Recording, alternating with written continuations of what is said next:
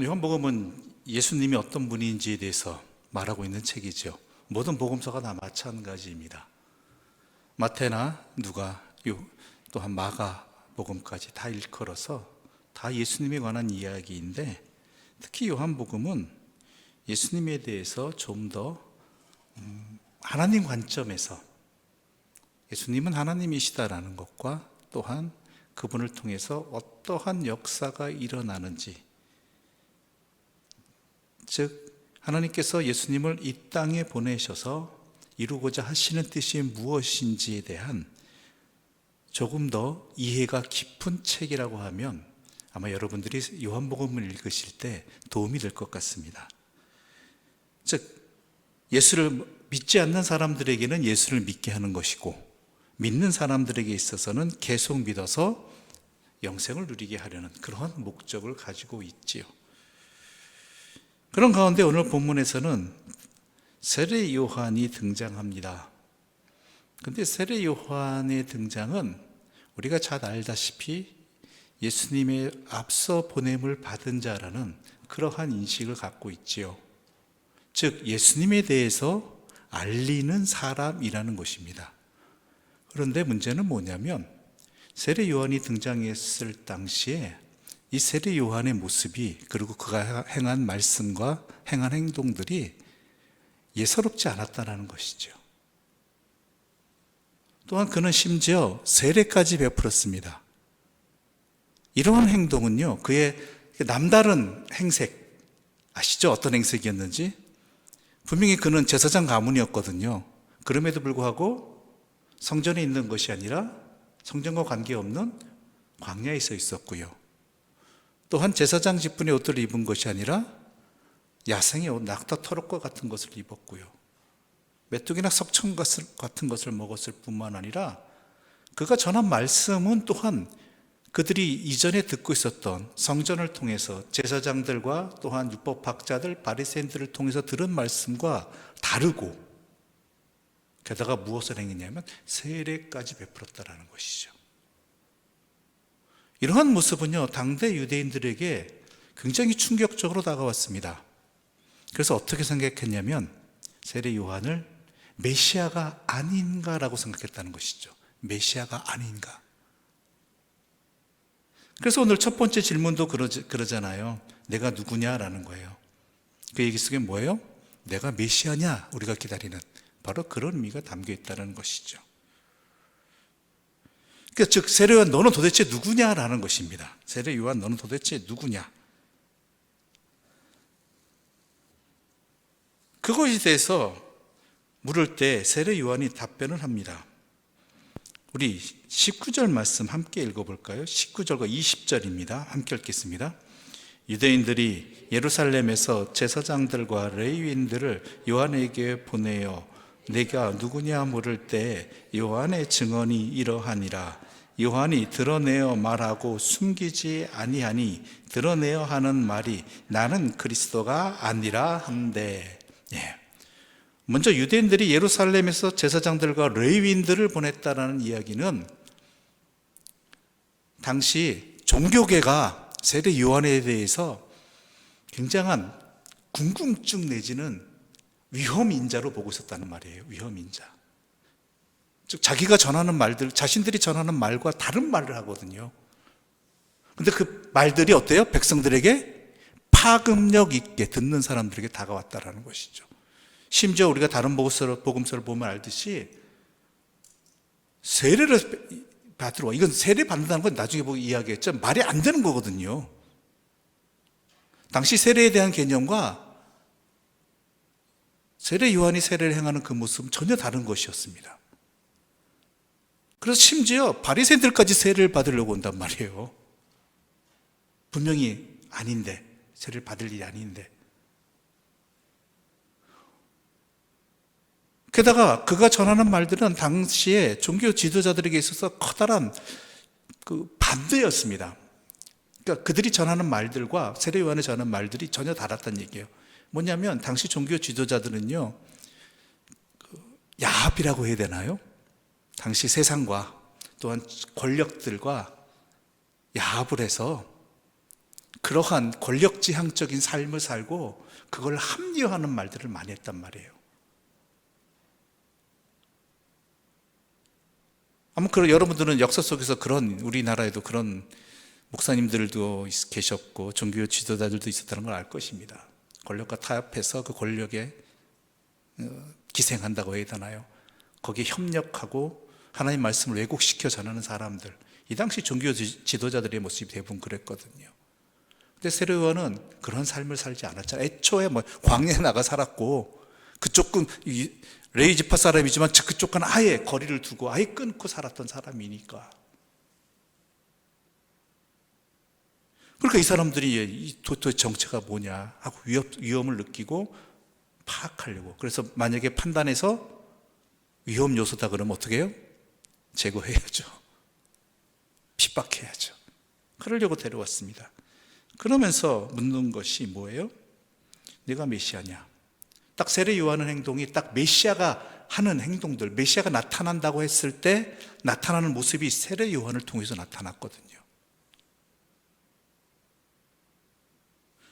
여기서 우리는 한 가지 큰 충격을 받게 됩니다. 우리가 유념해야 될 게 있어요. 그건 뭐냐면 세례 요한을 통해서 사람들은요 메시아를 느꼈다는 얘기예요.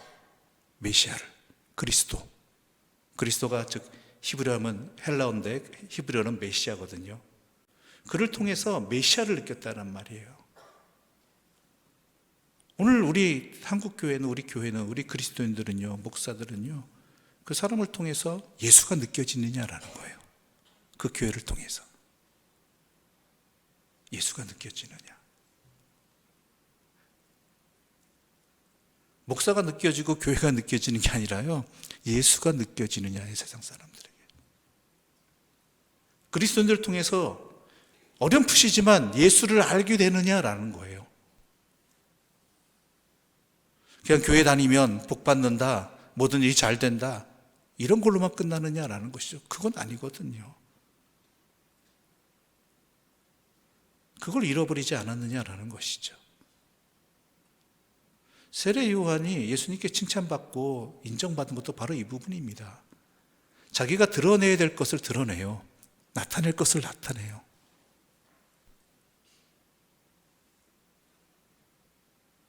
그러면서 분명히 얘기합니다. 나는 메시아가 아니다. 그럼 또 묻죠. 21절 함께 읽어보겠습니다. 21절입니다.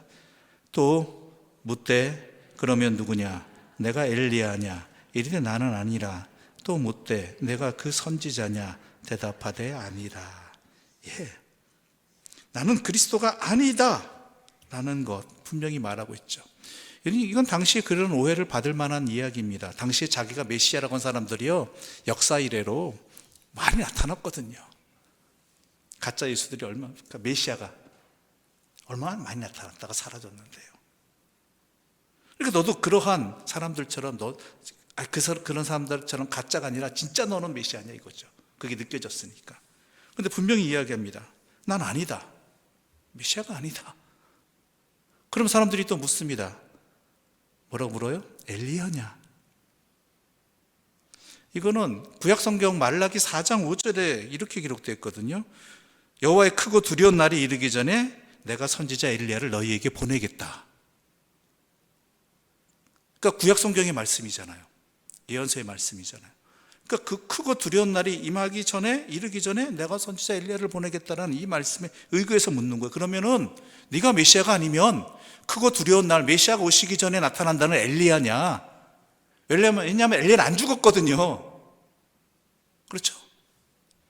엘리야는 이 땅에서 생명을 마친 것이 아니라 어떻게 됐어요?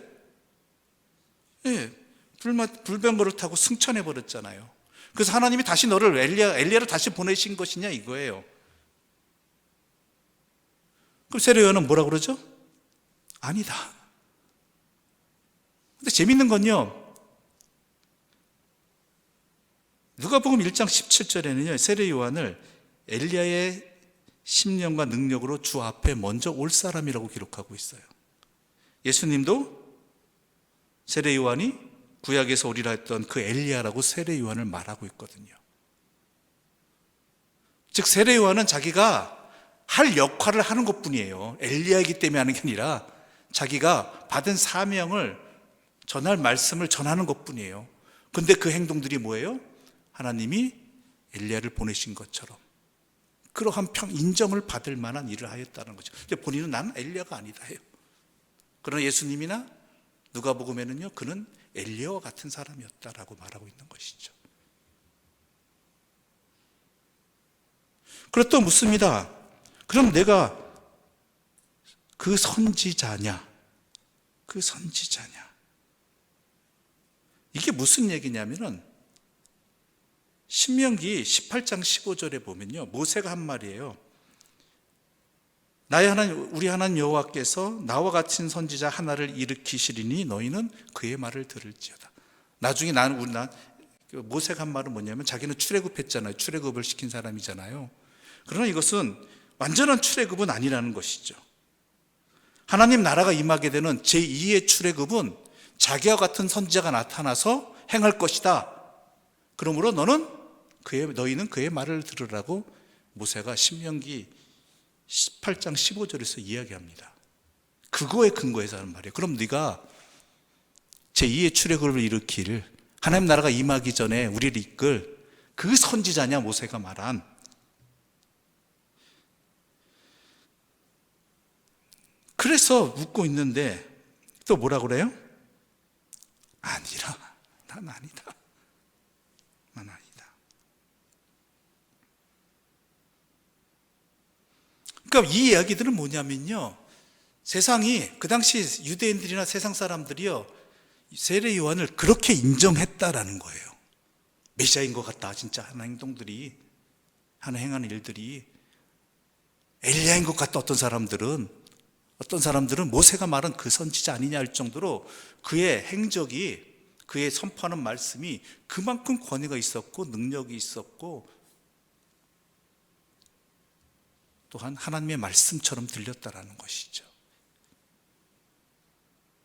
그래서 묻는 거예요.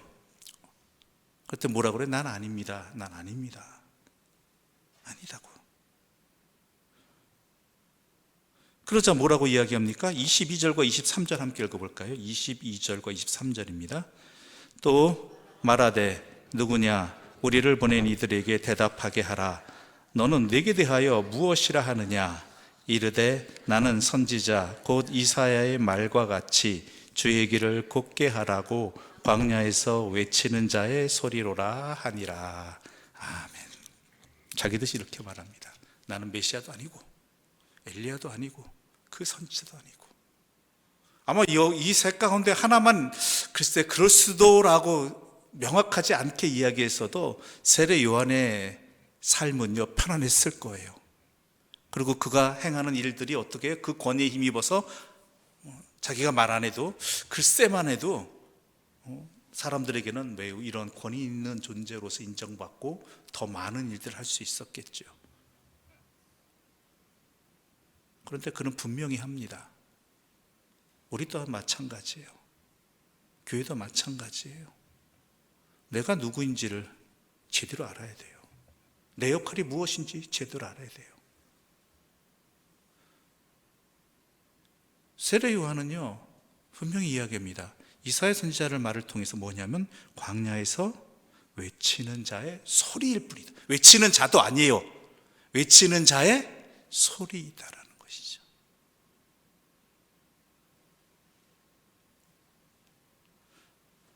광야에서 외치는 자라는 것이 무엇이냐면 이사야서에 나타나는 내용인데요.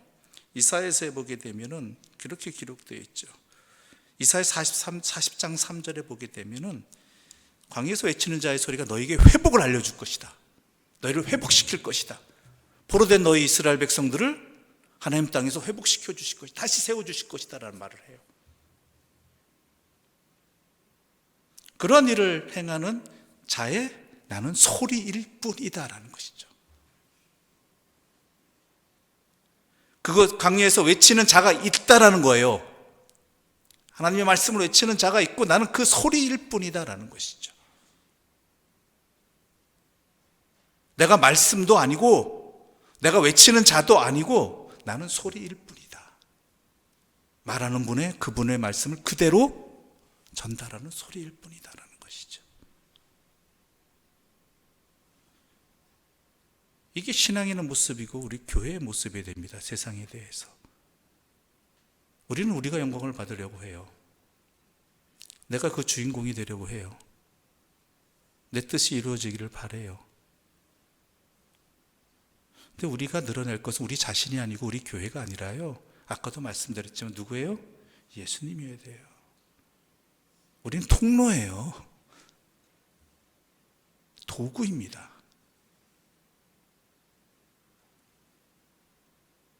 그 선을 정확히 지켜야 돼요. 그렇지 않으면 헛된 영광 추구하게 되고 자기도 그거 취해가지고 헛된 삶을 살게 되는 거예요.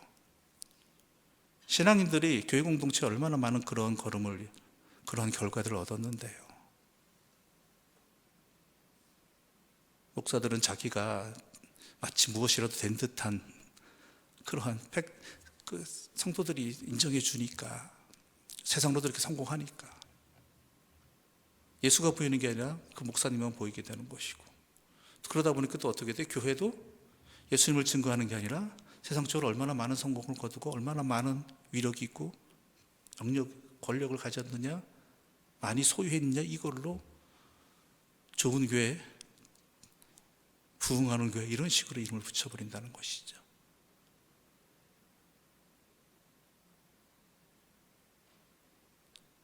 예수가 안 보여요. 예수 없는 교회라고 해야 되나요?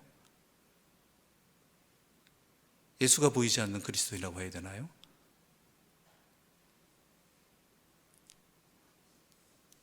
그걸 우리 세례요한은 분명하게 보여주고 있는 거예요. 또한 교회의 역할이 오늘 세례요한의 이야기 속에서 담겨 있습니다. 23절 우리 다시 한번 읽어볼까요? 23절입니다. 함께 읽겠습니다. 이르되 나는 선지자 이사야의 말과 같이 주의 길을 곱게 하라고 광야에서 외치는 자의 소리로라 하니라. 뭐 하라고요? 주의 길을 곱게 해야 돼요. 이에 반대되는 예수님의 말씀이 있습니다.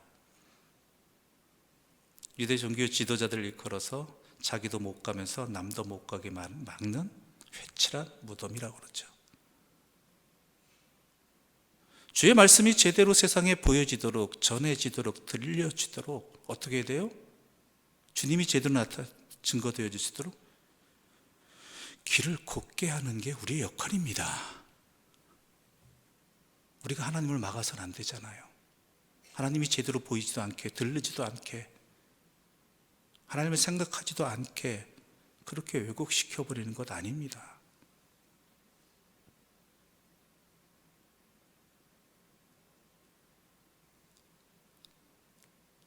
달을 봐야지 손가락만 바라보게 하면 어떻게 합니까? 목자를 봐야지 양만 쳐다보게 할 겁니까? 내 앞에 있는 양만? 아니잖아요. 그리스도인의 역할, 교회의 역할은요, 주의 말씀이 제대로 전파되어질 수 있도록, 주님이 제대로 보이도록 세상에 길을 곱게 하는 자입니다. 평탄하게 하는 자예요. 장애물을 제거하는 자예요.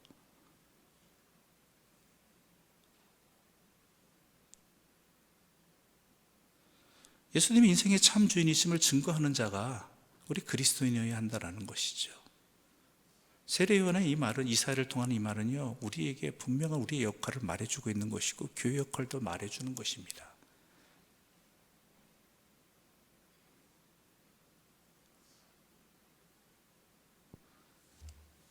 과연 우리가 그러하고 있느냐라고 한다면은 우리는 근심하여서 뒤를 돌아볼 수밖에 없는 사람이 아닐까라는 안타까움이 남겨진다는 것이죠.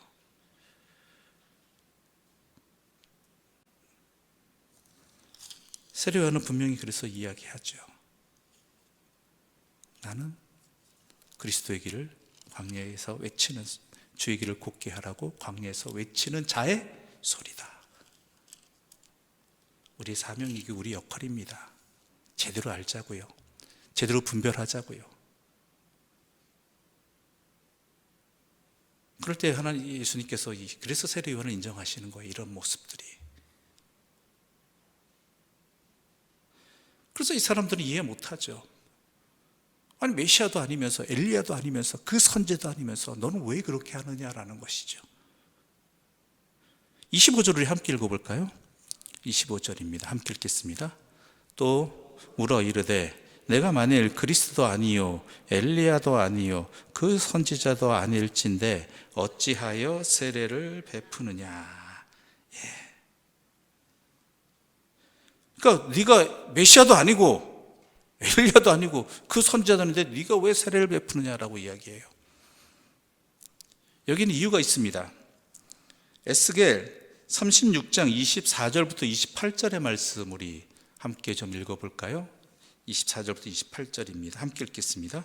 내가 너희를 여러 나라 가운데에서 인도하여 내고 여러 민족 가운데에서 모아 데리고 고국 땅에 들어가서 맑은 물을 너희에게 뿌려서 너희로 정결하게 하되 곧 너희 모든 더러운 것에서와 모든 우상 숭배에서 너희를 정결하게 할 것이며 또 새 영을 너희 속에 두고 새 마음을 너희에게 주되 너희 육신에서 굳은 마음을 제거하고 부드러운 마음을 줄 것이며 또 내 영을 너희 속에 두어 너희로 내 율례를 행하게 하리니 너희가 내 규례를 지켜 행할지라.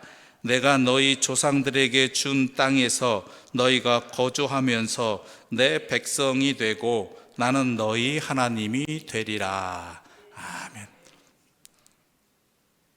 메시아 역사가 일어나는 가운데 나타난 대표적인 게 뭐냐면 세례 주는 일과 하나님의 영이 임하는 것이었습니다. 에스겔에 의하면. 왜냐하면 세례는요 유대인들에게 있어서는 받을 필요가 없는 것이었거든요. 이미 그들은 할례를 받잖아요. 그렇죠? 하나님의 백성이라는 증거잖아요. 세례는 하나님의 백성이라는 표식이거든요. 그러므로 유대인들에게 있어서는 세례를 이스라엘 백성들에게 준다? 이건 메시아나 하는 일이에요. 아니면 엘리야라든지 이 사람들이 하는 일이에요.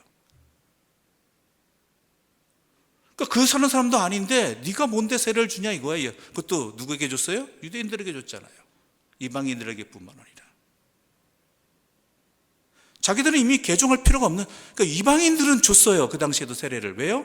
유대교로 개종할 때 이제 하나님의 백성이라 할례를 안 받았잖아요 이 사람들은. 그러니까 세례를 통해서 하나님의 백성이 되었다는 증표였거든요. 그러니까 유대인, 이방인들에게는 줬는데 유대인들까지 세례를 준다? 이건 메시아가 아니면 안 된다는 거예요. 그런데 네가 뭔데 메시아도 아니고 엘리야도 아니고 그 선지자도 아닌데 세례를 주냐라는 것이죠.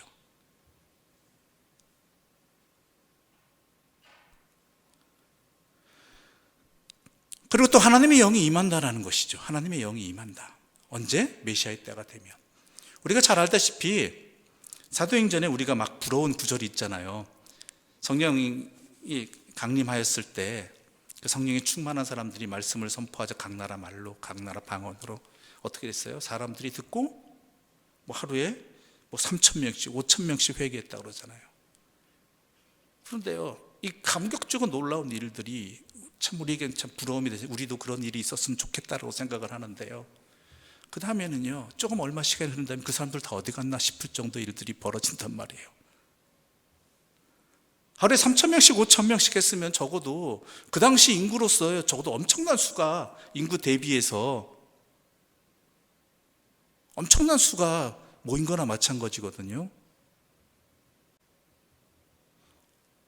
적어도 1만 명 이상 뭐 그 이상도 됐겠죠. 근데 그 사람들 다 어디 갔냐는 거예요. 왜냐하면 이 사람들이 왜 모여들었느냐? 메시아의 때가 임했다라고 생각했어요. 왜냐하면 메시아의 때가 임하면 어떤 일이 벌어져요? 하나님께서 아까 에스겔 말씀을 보면은 새 영을 너희 속에 두고 너희에게 새 마음을 주고 또한 너희에게 율례를 지킬 수 있도록 행하겠다. 이 말씀에 의거해서 이 사람들이 예루살렘에서 이 성령 충만한 사람들의 각 나라 마라 방언으로 하는 이 놀라운 일들, 막 병 고치는 일들 막 일어났잖아요. 저 사람들이 우리와 같은 갈릴리 사람인데 어떻게 저런 일이 일어날 수가 있을 때 성령이 충만한 그 역사들이 일어났잖아요. 그러니까 사람들이 생각한 거예요. 믿음으로 진짜 회개한 사람도 있겠지만 그 가운데는 메시아의 때가 임했구나, 드디어 종말의 때구나, 이때 놓쳐서는 안 되는구나. 그래서 그 앞에서 돌이킨 것이죠. 그런데 뭐예요? 아직 아니잖아요. 세상 끝날이 아니잖아요. 그러니까 금방 돌아선 것이죠. 아무것도 아닌 것처럼 되어버린 것이죠. 그러니까 본질을 알고 회개한 게 아니라 메시아의 때가 되면 새 영의 역사가 일어난다는 그 말씀에 의거해서 그런 일이 벌어진 줄 알고 그 앞에서 돌이키고자 했던 거예요.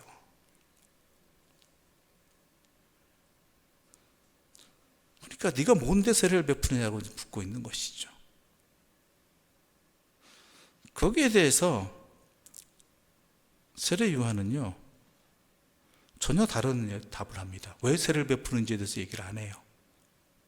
26절과 27절 함께 읽어보겠습니다. 26절과 27절입니다. 함께 읽겠습니다. 요한이 대답하되 나는 물로 세례를 베풀거니와 너희 가운데 너희가 알지 못하는 한 사람이 섰으니 곧 내 뒤에 오시는 그이라. 나는 그의 신발끈을 풀기도 감당하지 못하겠노라 하더라. 아멘. 여러분, 세례에 대해서 이야기하지만 세례 요한이 말하고자 하는 건요, 내 세례와 내 뒤에 오실 이의 세례는 다르다가 아니에요. 세례를 예를 들어서 나는 그분과 비교할 수 없는 사람이다를 얘기하는 거예요. 내 뒤에 오시는 분은 엄청난 분이다라는 것이죠. 즉 자기는 뭐예요? 소리일 뿐이다. 내 뒤에 오실 분을 준비하는 자이다. 그분은 내가 이 세례를 베푸는 것과 비교할 수 없는 일들을 행하시는 분이다라는 거예요. 어떻게 해요? 나는 그분에 비해서는 그분의 신발끈 풀기도 감당하지 못할 사람이다라는 것이죠. 이 이야기는 뭐예요? 이스라엘 백성들에게 당신들이 생각하는 메시아를 통해서 너희들은 결국 나를 생각하지 않았느냐, 세례 요한인 나를. 그렇죠? 그들이 생각하는 메시아에 대한 생각이 있단 말이에요. 그러한 것을 가지고 기껏 얻어낸 결론은 뭐예요? 세례 요한 수준이에요.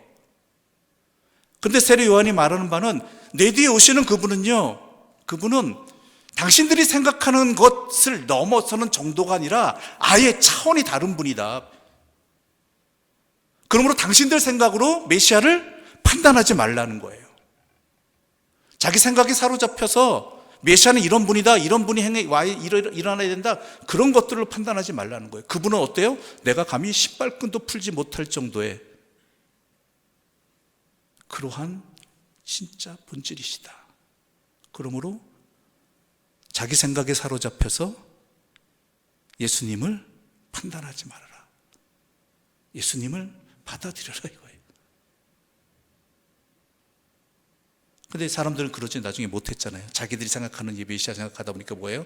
처음엔 좋다고 자기 마음에 맞을 땐 쫓아다니다가 어떻게 해요? 나중에는 자기 생각과 다르니까, 자기가 이해하는 바와 다르니까 거부하죠. 죽이라고 하죠. 그 세례 요한은 분명히 말하는 거예요. 당신들이 생각하는 수준은 결국 나밖에 안 된다. 나 정도밖에. 그러나 하나님께서 우리를 구원해 주시기 위해서 보내주시는 그 메시아는 엄청난 분이다. 하다못해 세례 하나만도 그분과 나는 비교할 수 없다. 그런 말을 하고 있는 것입니다. 그래서 세례 요한은 자기를 찾아와서 자기를 이제 판단하기 위해서 온 사람들에게 자기는 어떠한 존재라는 것을 분명히 말하면서 그것을 통해서 메시아를, 참된 메시아이신 예수 그리스도를 증거하는 역할을 감당합니다. 세례 요한은 목적은 단 하나예요. 예수를 올바로 드러내고자 하는 것, 주의 길을 평탄하게 하는 것. 그건 우리 교회의 역할이고 우리 그리스도인의 역할입니다. 우리가 주인공이 아닙니다.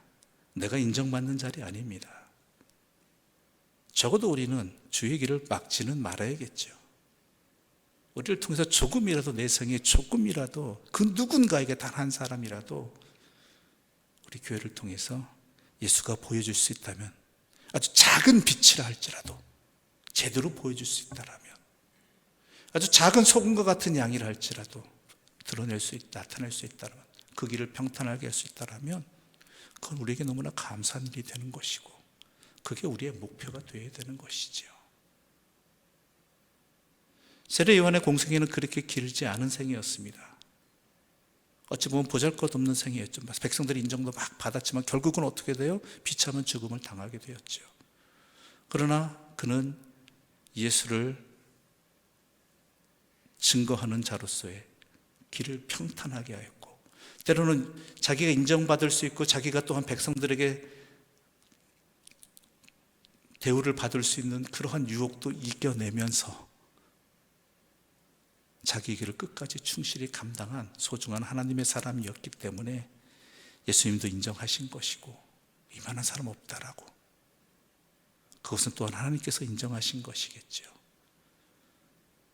우리가 그러한 무엇을 얼마나 많이 했느냐가 아니라 정확히 예수를 증거했느냐, 또한 그것을 인해